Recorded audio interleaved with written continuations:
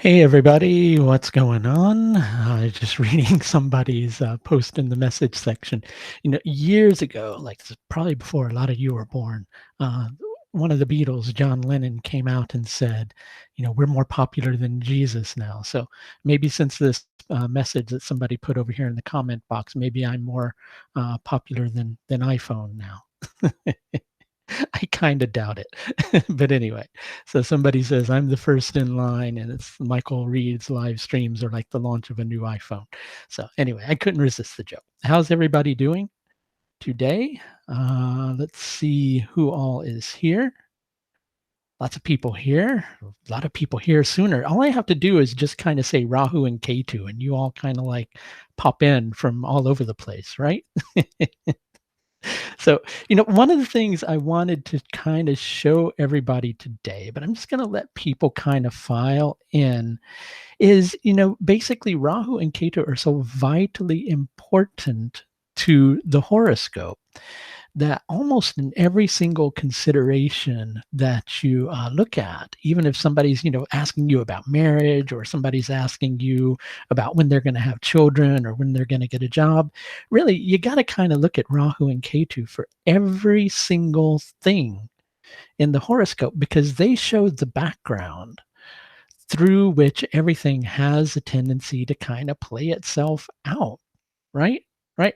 As a matter of fact, while we're kind of waiting for people to get here, I want to look for a particular file just to see if I still got it on my computer, because it'd be a really wonderful thing to share with you. Let me see if I can find it here. Let's go to my desktop and let's go to class files, and let's open this thing up, and it should give us a good, I may or may not have this. I'm going to warn everybody, but I just want to see if I still have this image here. Because if I do have it, I really want to share it with everybody just to give people an idea about something. Okay, so just bear with me for a moment here.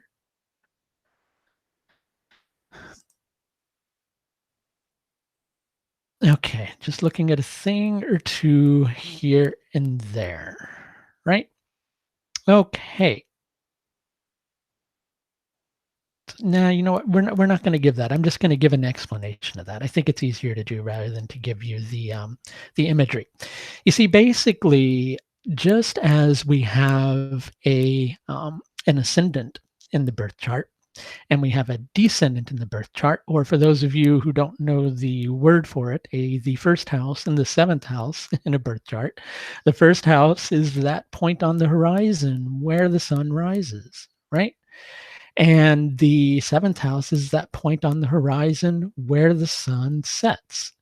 That first house is that point of view of the individual. The seventh house is what that individual is being pulled towards. It represents the other in life, whatever that other may be. That other can be relationships, that other can be the desires that you're kind of pulled towards, right?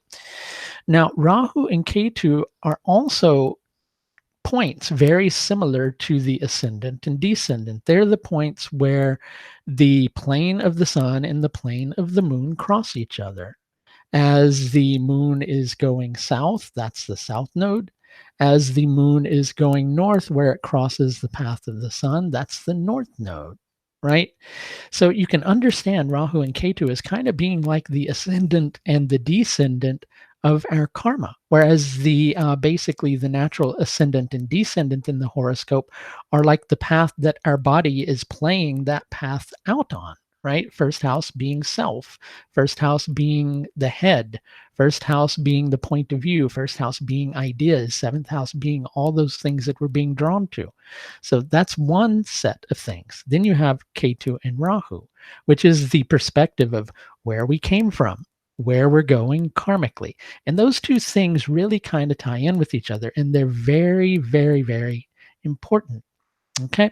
So I want to kind of show everybody something, but just so you know, I also, for the next several hours, I believe it's about 2 p.m. now. So for about the next 8 hours until 10 p.m. London time tonight, till 10 p.m. London time tonight, I'm offering a 20% discount on the tier 1 and tier 2 consultations.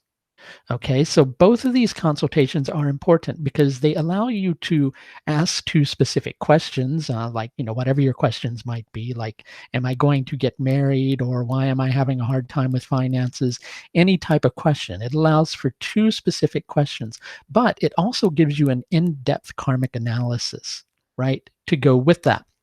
And the reason I created this consultation in the first place is because when you have an understanding of the karmic background behind your questions, all of a sudden the answers to your questions become much clearer as to why you're desiring that thing, why your desires are going unfulfilled, because it all kind of ties in. And that's why I'm wanting to point out how important Rahu and Ketu actually are in the horoscope. So again, if you're interested in booking one of those, you can go to my astrological services page and you can look for the tier 1 and tier 2 consultations. When you go to schedule and book in your appointment, when you're taken to the page where you enter your payment details, if you will enter in all uppercase letters TIER, that's TIER, then you will receive the 20% discount on those services. Sorry, I just had an email pop up, had to close that down. So TIER will get you the 20% discount on the tier 1 and tier 2 consultations. And what, I tell you what, if people are interested, I will also extend that to just the basic karmic analysis. There's a karmic analysis consultation too, which doesn't have the additional questions, but I highly recommend the tier 1 and tier 2. But for the next several hours, I'll also extend that to the karmic analysis because it's really understortent. It's really important to understand the positions of Ketu and Rahu in your horoscope and what it's all about, because doing so really helps you to understand what you are all about. So I'm not here to kind of read Ketu and Rahu in people's horoscopes. What I'm wanting to do is I'm wanting to show people how they tend to become so relevant and how they tend to become so important. So let me just find a way to share the screen with everybody. Go to my screen share software.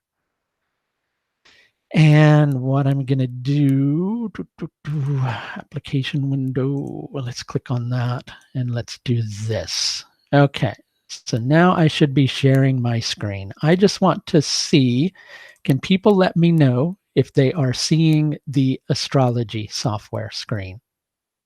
Okay, so somebody type in the window before I proceed and point things out. If somebody will just type out in the window, I am seeing it or we're not seeing it, because I know that YouTube Live can be very kind of odd and awkward that way. Okay, so somebody's saying that they are seeing it. Good. Right. So here's the thing. Most people, when they are first learning astrology, they become aware of the usual aspects that planets have. So, for instance, Jupiter aspects the 5th, 7th, and 9th, right? Mars aspects the 4th, 7th, and 8th.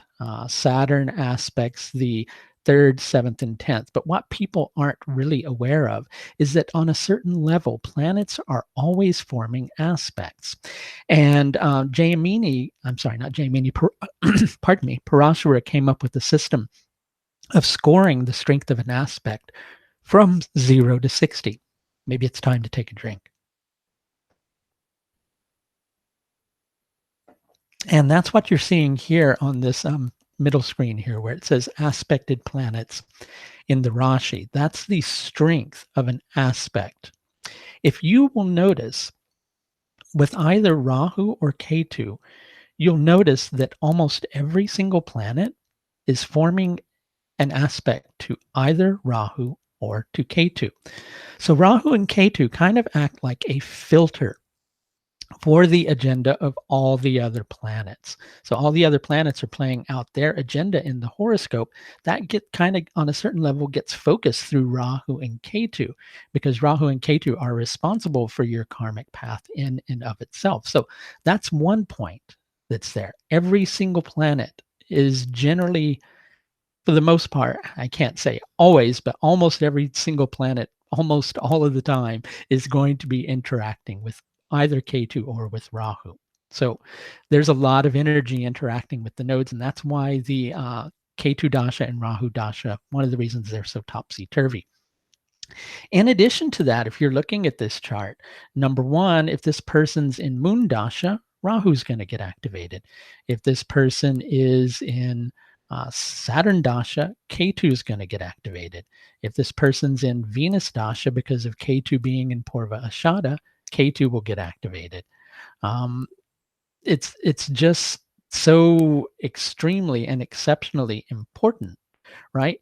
Also, in understanding Rashi aspects, other planets and their interaction with the planets, and their interaction with the nodes, I should say. Like, for instance, we're seeing a Rashi aspect here between Jupiter and Rahu. Here, let's go to the north-south screen because I know everybody likes that. Okay, and let's change this down here to the planetary aspects. Okay, so here we're seeing an aspect between Jupiter and Rahu, a Rashi aspect, and a Rashi aspect between Mercury and Rahu. So during Jupiter Dasha, Rahu will get activated. During Mercury Dasha, Rahu will get activated. So in short, Rahu and Ketu are really getting activated almost all of the time in the horoscope. They're, so vitally, vitally, vitally important. But yet at the same time, they're also still, even though a lot of people incorporate Rahu and Ketu into their readings, they're still neglected and their importance is still misunderstood. People tend to want to focus more on the external events in their life with a tendency to ignore the reason for those external events. And there's always a reason.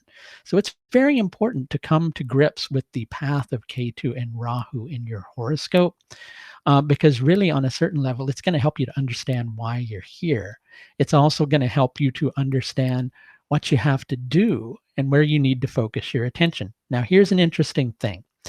As an astrologer, in all of my years, one of the things that I have found out is that people have this misconception that through focusing on Ketu and Rahu and what they're about in the horoscope, then the Ketu Rahu stuff will go away. No, it doesn't go away. Right? Rahu will still do its job. Ketu will still do its job. But the point is, you're focusing on your karma. You're focusing on resolving it. So what does that do? That means that Rahu and Ketu are able to go, right, let's take this person deeper into their karmic path. Let's help them to uncover deeper layers of things that they need to resolve. So in short, you speed up your evolutionary path. So Ketu and Rahu are very important. Knowing how to work with them is very important, but at the same time, just through working with them, don't expect them to stop doing their job. They have to do their job, and that's very important. So if any of you out there would like to understand a little bit more about Ketu and Rahu in your own individual horoscope, just a reminder, with the Tier 1, Tier 2, and the karmic analysis consultations, if you go to my website, which is linked up above where you see the little I in the video linked up above, I don't know which site, okay, that'll take you to my astrological services page, and you can book either the Tier 1 or the Tier 2 consultation. And if you go to the payment page when you're making payment for your consultation, if you enter the discount code TIER, tier, TIER, it will take 20% off of the price. Now, that's a pretty substantial discount. So I'm only doing that until 10 p.m. tonight, London time. So if you want to book, you should do it soon. Just another note, starting Sunday, the 29th of April, I'm going to be doing a webinar, a one-class webinar with another astrologer and also Cards of Truth expert, Carmina Amja. We are going to be doing a webinar on foreign residency. So all of you who go to astrologers or card readers or anybody like that who want to know, am I going to be able to live abroad or work abroad? We're going to show you how to understand this in your horoscope and how to see it and how to learn how to find it out through the Cards of Truth system as well. If you would like to register for that webinar, it is $79 for the webinar, and it's at 4:30 p.m. London time on Sunday the 29th. Right? That's the 29th of April. Sunday the 29th. Spaces are limited, so you should register for that soon if you want to be on that webinar. And so you can learn how to notice the factors in the horoscope that tend to indicate a person being able to live abroad, and also the factors using the Cards of Truth system that indicate foreign residency and how to know when that's going to come to pass. So that's $79 for the webinar. Starts at 4:30 p.m. London time on Sunday the 29th. You'll need Zoom webinar software to attend the webinar, but that's free software and you can download it. And each attendee will get a recording of the webinar that they can then review and watch again at their convenience. Okay, so let's see if we have any questions over here with the few minutes that I've got left to be here before I have to move on for the day and do lots of other stuff. Okay. I'm not going to give read general Rahu and Ketu placements. Let's just ask astrological questions. Okay. If people don't mind, please, because going into your own individual horoscopes, it's going to give you incomplete information, which is why I'm giving you the discount, because that gives you more complete information, right? Just knowing things like Rahu and Dhanishta Nakshatra, that's going to touch on one minute portion of your karma. And that minute portion of your karma is dependent upon a lot of different factors like Saturn and Mars. And yeah. Why is Rahu defined as what it is on what basis? Oh, Rahu and Ketu basically are the same planet. You can't have one without the other. They're just different aspects of the same planet. What I often like telling people, the way that Ketu and Rahu tend to work, one of the meanings of Ketu is flag, right? So, what do armies do with the flag? They plant it on soil when they've kind of captured a territory.